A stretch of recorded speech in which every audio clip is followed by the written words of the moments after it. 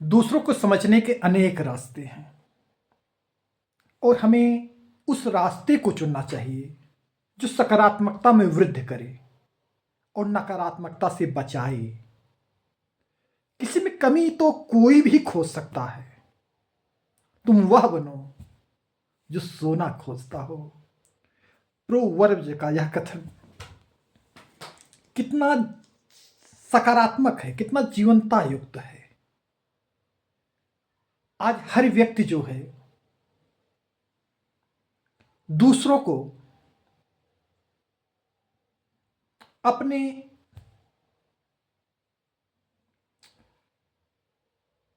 एक कुंठित प्रवृत्ति से ही सोच रहा है, एक ही धारणा से माइंड सेट कर लिया है कि वो व्यक्ति ऐसा है। किसी एक बात, एक प्रवृत्ति को पकड़कर अपनी धारणा को एकदम बना लिया है कि वह ऐसा ही है। जबकि हमें किसी भी व्यक्ति को एक ही दृष्टिकोण से नहीं सोचना चाहिए। कई दृष्टिकोण से जब हम उसके विषय में सोचेंगे, कई पहलुओं से सोचेंगे, तो उस व्यक्ति का सही मूल्यांकन हम कर सकते हैं। और हर व्यक्ति में कुछ कमियां होती हैं, अच्छाइयां होती हैं। हमें उस कमियों को नज़रअंदाज करके प्रत्येक व्यक्ति में जो अच्छाइयां हैं हमें वह ढूंढने का प्रयास करना चाहिए। जब हम अच्छाइयों को ढूंढेंगे तो धीरे धीरे तो जो हमारी मानसिकता है, हमारा दृष्टिकोण है, हमारा विवेक है, वो वह चीज आत्मसात करने लगेगा, जिससे हमारा व्यक्तित्व सुदृढ़ बनेगा। और धीरे धीरे हम खुद एक विराट व्यक्तित्व के स्वामी बनने लगेंगे। लेकिन आज देखिए, हर जगह हर आदमी एक दूसरे में कमियां ही ढूंढ रहा है, एक दूसरों को नकारात्मक दृष्टिकोण से ही देख रहा है। अच्छा, इससे कोई भी सुखी नहीं है। इससे हर आदमी जो है बिना मतलब के ही कुत्सित अग्नि में खौलता रहता है। और धीरे धीरे इसके कारण उसे डिप्रेशन, तनाव, द्वंद्व के कारण अनेकों रोग उत्पन्न हो जा रहा है। उसे समझाइए कि भैया इससे कुछ मिलने वाला नहीं है, फिर भी वह नहीं समझेगा। कभी कभी हम व्यापकता के द्वारा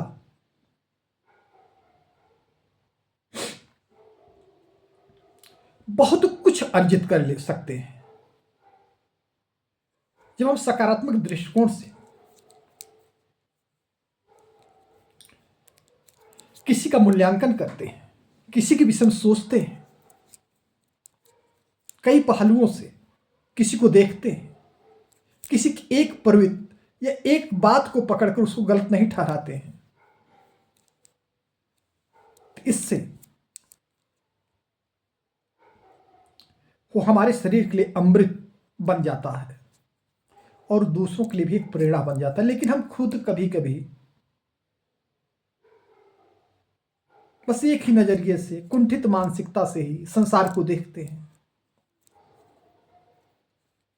जिसके कारण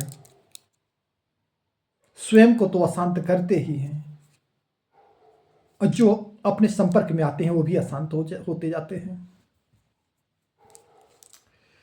आज मैं देख रहा हूं कि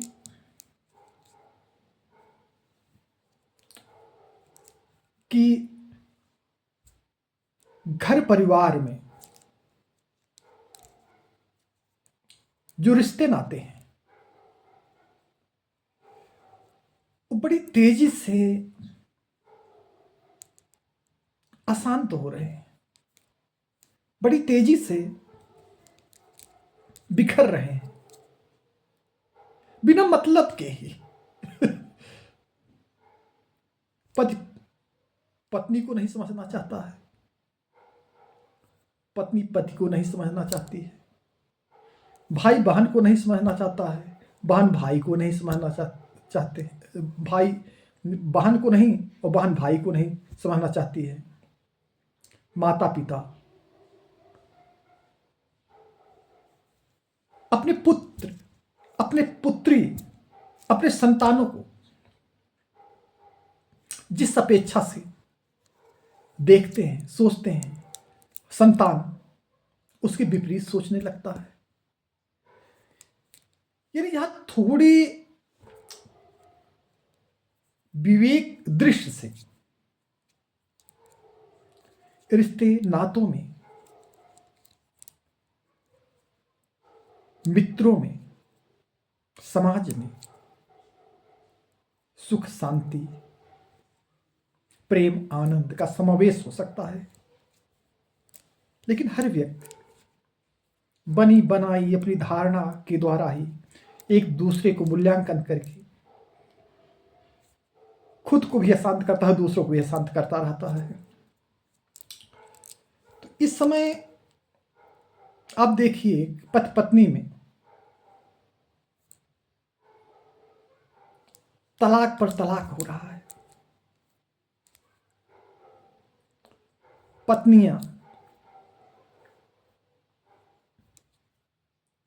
अपने पति को तो मानती हैं पर पति के परिवार को नहीं देखना चाहती हैं। और जो पति है अपनी पत्नी के अरमानों को, अपनी पत्नी के भावनाओं को नहीं समझ पा रहा है, केवल कमियां देख रहा है।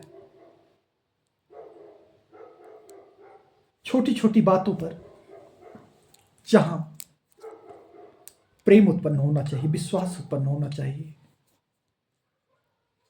वहां व्यक्ति जो है छोटी छोटी बातों के द्वारा कलह उत्पन्न करके सब कुछ नष्ट कर दे रहा है।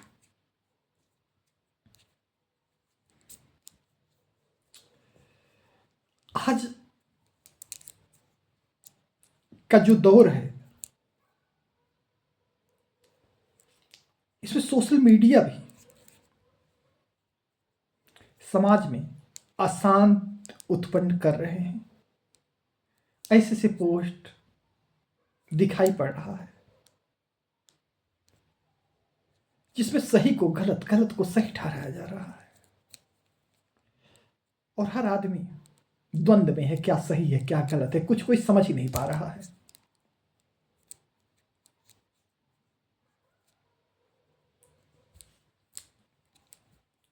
आजकल वही व्यक्ति स्वयं में संतुष्ट महसूस कर सकता है, वही व्यक्ति स्वयं आनंदप्रद महसूस कर सकता है, तनाव मुक्त हो सकता है, जो आध्यात्मिक हो, जो ईश्वर में विश्वास करता हो, जो परमात्मा की सत्ता महसूस करता हो, जो यह विश्वास करता हो कि जो मेरे भाग्य में वही मेरे पास रहेगा और जो भाग्य में नहीं है वह लाख सजोने के बाद भी वह सुरक्षित नहीं रह सकता है। वही संतुष्ट महसूस कर सकता है। मैं तो देखता हूं कि बहुत से ऐसे लोग मुझे दिखाई पड़ते हैं जो बहुत कम पैसे कमाते हैं, लेकिन उस कम पैसों में भी एकदम संतुष्ट महसूस करते हैं, खुश रहते हैं। और बहुत लोग बहुत अधिक पैसा कमाते हैं लेकिन फिर भी वह शांत रहते हैं। यानी कुल मिलाकर व्यक्ति का नजरिया, दृष्टिकोण अगर आध्यात्मिक है, विवेकी है, सकारात्मक है, तो वह विपरीत स्थितियों में भी,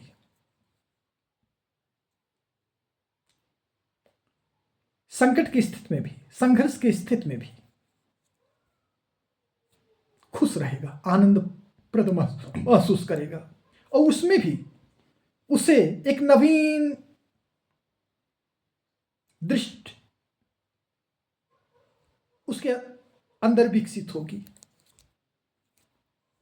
और वह एक नई राह का सृजन कर देगा। मैं तो सोचता हूं कभी भी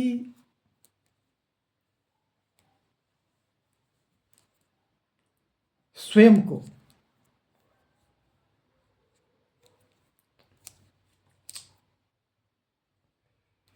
तुच्छ लाभ के लिए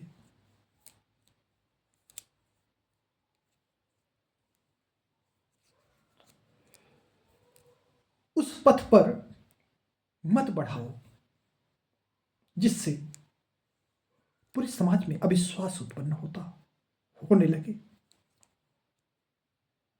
बल्कि उस पथ पर स्वयं को बढ़ाओ जो स्वयं के लिए भले अहितकर हो, लेकिन समाज के लिए एक रोशनी हो, एक प्रेरणा हो।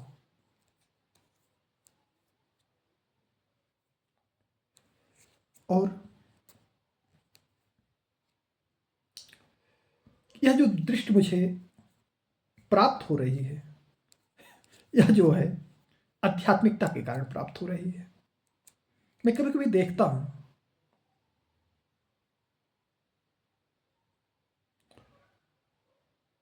कि मुझे खुद लोग नहीं समझ पाते हैं,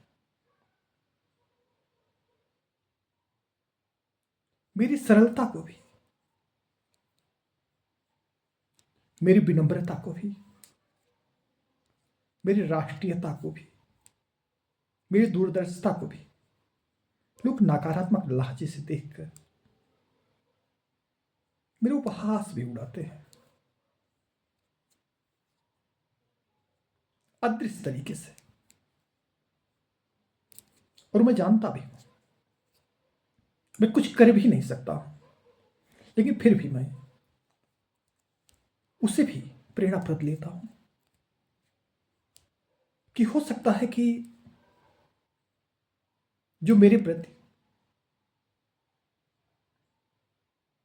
मेरी अच्छाई में भी लोग कभी कभी उपेक्षात्मक दृष्टिकोण अपनाते हैं। हो सकता है कि उनका यह दृष्टिकोण ही मुझे एक चिंतनशील व्यक्तित्व बना रहा हो। राष्ट्र और विश्व के विषय में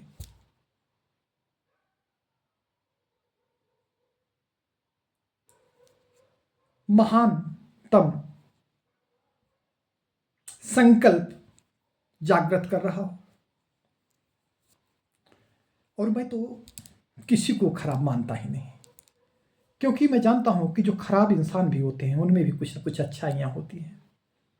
हमें उसको लेना चाहिए, उनकी बुराइयों को उन्हीं को समर्पित कर देना चाहिए, क्योंकि मुझ में भी करोड़ों बुराइयां हैं। मैं जब अपनी बुराइयों को देखता हूं, करोड़ों बुराइयां हैं।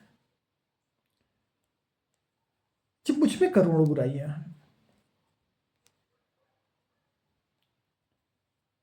और आज तक मैं खुद उतना अच्छा नहीं बन सका हूं जितना अच्छा मुझे होना चाहिए था, तो मैं क्यों दूसरों से अपेक्षा करूं कि वह पूरी तरह अच्छा ही होगा। और मैं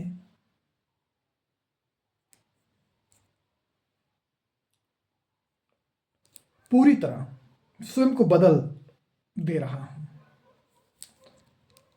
कि किसी गलत को गलत भी मत कहो। सब को अच्छा ही बोलो, उसकी गलतियों को उसको समर्पित कर दीजिए, बल्कि जो उसकी अच्छाइयां हैं उसी पर अपने वक्तव्य दीजिए। क्योंकि किसी की गलतियों को हम कहेंगे तो अपनी गलती तो सुधारेगा नहीं, बल्कि वह आपके लिए ही अहितकर साबित होगा, आपका ही दुश्मन बन जाएगा और आपकी जो मंजिल है विश्व विजय हेतु उसमें वह रोड़ा उत्पन्न कर देगा।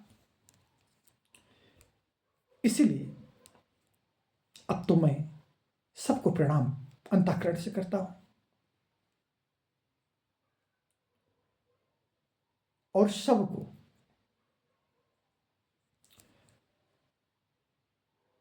ही मैं सकारात्मक दृष्टिकोण से देखने लगा हूं। अब मुझे कोई भी गलत नजर नहीं आता है, क्योंकि जिसकी जो प्रवृत्ति है वो अपने प्रवृत्ति के अनुसार ही सोचेगा। हम उसे नहीं बदल सकते, दूसरों को नहीं बदल सकते, तो हम खुद को ही क्यों न बदल दें। और जब हम खुद ही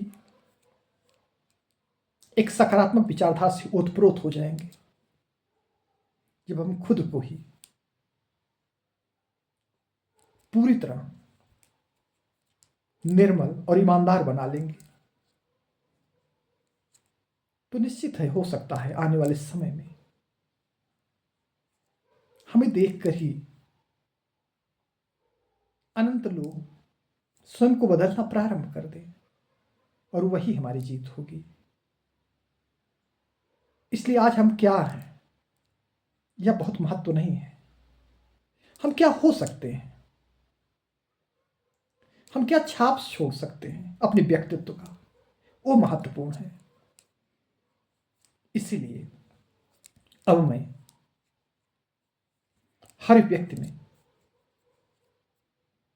खूबियां देखने लगा हूं कि उसी खूबियां को अपने व्यक्तित्व में पिरोकर इस राष्ट्र की, इस विश्व की काम आ सकूं। मुझे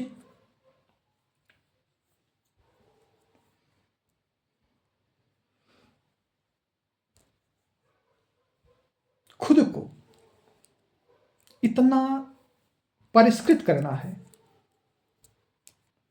इतना परिष्कृत करना है कि एक दिन हर दुखियारी का आंसू मैं पोंछने में सहयोगी बन सकूं। हर व्यक्ति को उत्साहित कर सकूं,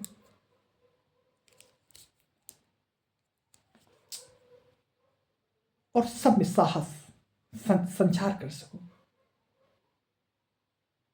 सबको मजबूत इरादों का व्यक्तित्व बनने की प्रेरणा उत्पन्न कर सकूं, आर्थिक मानसिक रूप से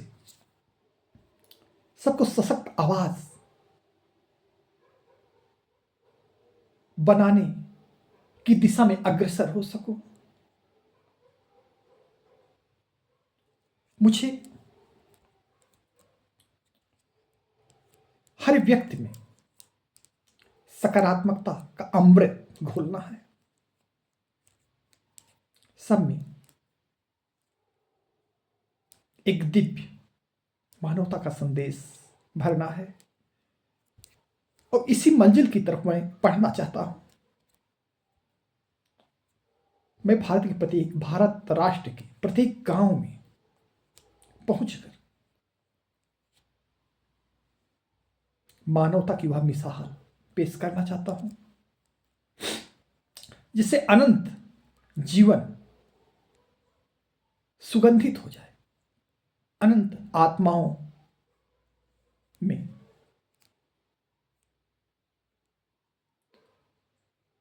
साक्षात परमात्मा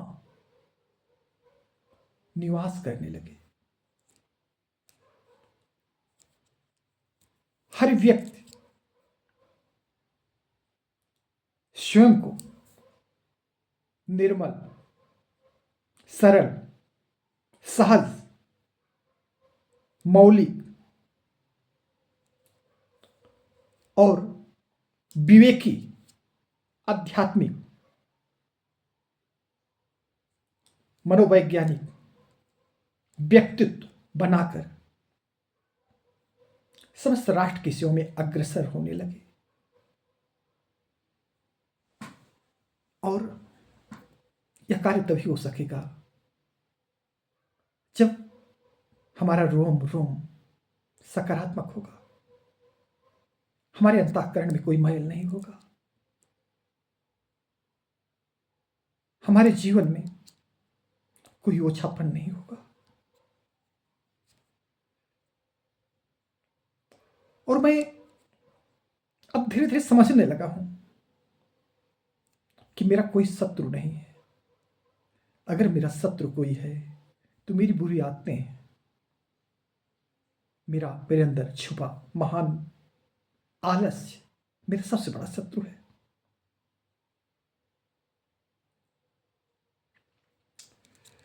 मेरे अंदर जो तमाम वह प्रवृत्तियां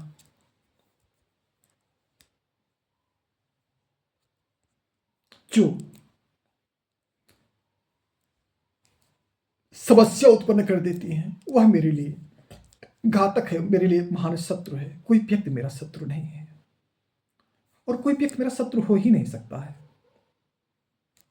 क्योंकि अगर हम खुद के परम मित्र रहेंगे, खुद के परम मित्र बन जाएंगे और अपने व्यक्तित्व को विशाल बना सकेंगे और ईश्वर की सत्ता पर अखंड विश्वास अपनी आत्मा में, अपनी आंखों में सजो सकेंगे, तो कोई व्यक्ति मेरा शत्रु हो ही नहीं सकता है। और अब तो मैं हर व्यक्ति को मैं प्रणाम करने लगा हूं, चाहे वो कैसा भी हो, चाहे कैसा भी हो। अब मुझे कोई खराब लगता ही नहीं है, क्योंकि कबीरदास की वह पंक्तियां मैं अंगीकार कर लिया हूं। बुरा जो देखन मैं चला, बुरा न मिलियो कोई, जो दिल ढूंढा आपना, मुझ सा बुरा न हुए। क्योंकि संसार में मुझे कोई बुरा दिखाई ही नहीं पड़ रहा है, क्योंकि जब अपने अंदर ही हजारों लाखों बुराइयां मौजूद है, काम, क्रोध, मद, लोभ, तमाम ऐसे असंख्य बुराइयां मौजूद है, तो हम क्यों दूसरों में बुराइयां देखें, दूसरों में कमियां देखें। हाँ, खुद की बुराइयां, खुद की कमियों को दूर करने में आप अगर अपनी ऊर्जा लगा देंगे तो जो मुझे आज गलत समझ रहे हैं वही कल मुझे खुद आदर समझने लगेंगे, खुद महत्व देंगे। इसलिए इस दुनिया में अब मेरा कोई शत्रु नहीं रह गया है और मैं अपने आप को अजात शत्रु मानने लगा हूं। और मैं यह जानता हूं कि मैं परम सौभाग्यशाली हूं और मुझ में परम ऐश्वर्यशाली, परम यशस्वी इंसान बैठा है। जब इतना विराट इंसान बैठा है तो हमें किसी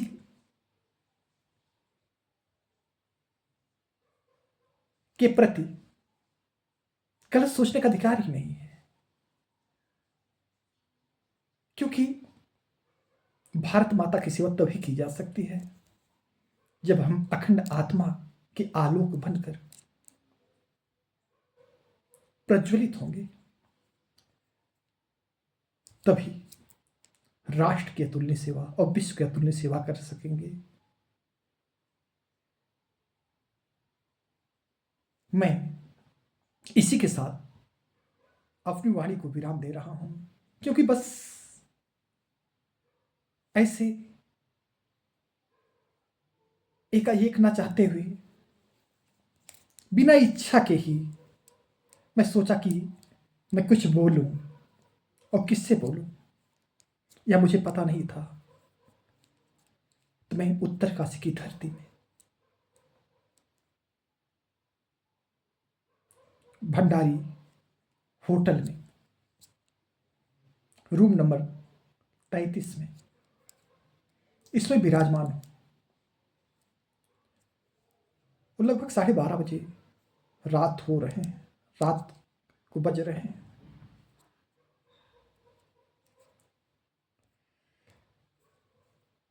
तो मैं इतना कुछ अपने मोबाइल के माध्यम से अपने विचार प्रकट कर दिया। जो भी हमारे विचार में ओछापन होगा, जो भी कमियां होगी, जो भी त्रुटियां होंगी, उसे आप लोग क्षमा करिएगा और मुझे आप लोग आशीर्वाद दीजिएगा। मुझे आपके आशीर्वाद की बहुत जरूरत है, क्योंकि इस संसार में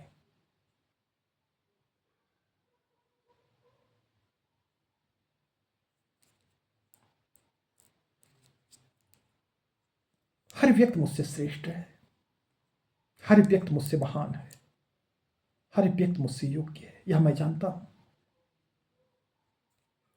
और मैं सभी का आशीर्वाद जब मैं थोड़ा थोड़ा पाने लगूंगा, तो मैं एक विशाल व्यक्तित्व बनकर निश्चित ही उभरूंगा, यह मुझे पूर्ण विश्वास है। इसी के साथ मैं अपनी वाणी को विराम दे रहा हूं। आपका अपना भाई प्रवीण तिवारी रबियाभा, अमल संस्थापक, आलो सिप संस्थापक। जय हिंद, जय भारत।